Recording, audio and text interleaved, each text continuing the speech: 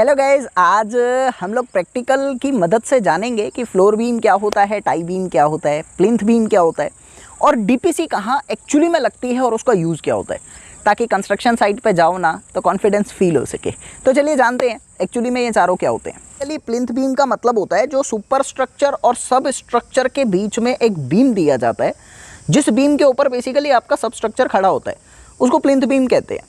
देखो, सबसे पहले रखी जाती है घर की फाउंडेशन का लेवल बहुत नीचे है, तो उस फाउंडेशन के लेवल से जो आपके घर का फ्लोर है वो बेसिकली ग्राउंड लेवल से ऊपर है। अभी आपको यहाँ पर दिख रहा है। तो क्या करते हैं ना, नीचे ब्रिक की लेयर बिछा देते हैं। यहाँ पे देखो, सबसे पहले ईंटों की लेयर बिछा रखी है, उसके ऊपर एक बीम दे रखा है। ये बीम आपका प्लिंथ बीम है, जिस पे आपका सारा सुपर स्ट्रक्चर खड़ा होगा।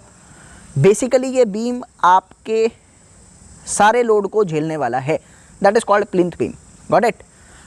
यहाँ पर आपको दिख रहा है एक पूरा बीम दे रखा है और उस बीम के ऊपर बेसिकली स्लैब है। किनारे वाले पोर्शन पे देखो, स्लैब अलग से दिख रही है आप लोगों को।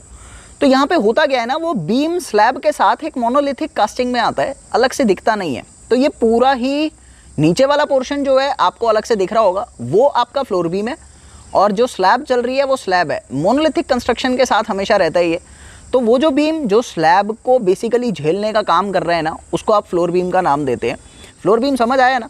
जैसे मैंने आपको कहा 12 इंची का ओवरऑल डेप्थ है, ठीक है, तो उसमें 5 इंची की आपकी स्लैब हो गई और 7 इंची का फ्लोर बीम हो गया। तो हमेशा मोनोलिथिक कंस्ट्रक्शन के साथ ही आता है ये आपका।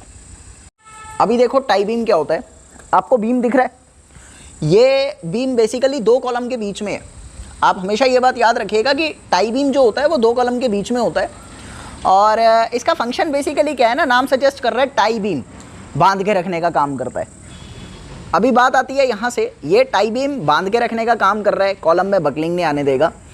जनरली क्या होता है ना, 4 मीटर से बड़ी हाइट अगर होती है आपके स्ट्रक्चर की, मतलब जो ब्रिक वॉल है 4 मीटर से ज़्यादा की है, तो टाई बीम देने की ज़रूरत पड़ती है, ताकि किसी भी तरीके से बकलिंग इफेक्ट ना आ सके कॉलम में और स्टेबिलिटी मेंटेन हो सके। टाई का मतलब समझते हो ना, बस वो टाई बीम है। अब बात आती है कि दिया कहाँ पर जाता है।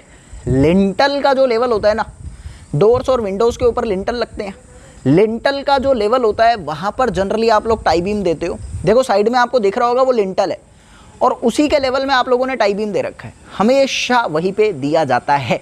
तो हम लोगों ने अभी तक जाने हैं 3 beam, plinth beam, floor beam. और ये देखो, डीपीसी क्या होता है ना, ये आपकी फाउंडेशन है, ये आपका मान लो प्लिंथ बीम है।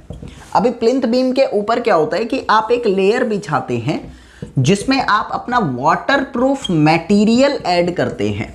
कई बार आपने देखा होगा, जैसे बारिश आ रही है, अभी बारिश के आने से सीलन हो जाती है दीवारों में, नीचे से पानी ऊपर की तरफ चढ़ता है कैपिलरी एक्शन के द्वारा।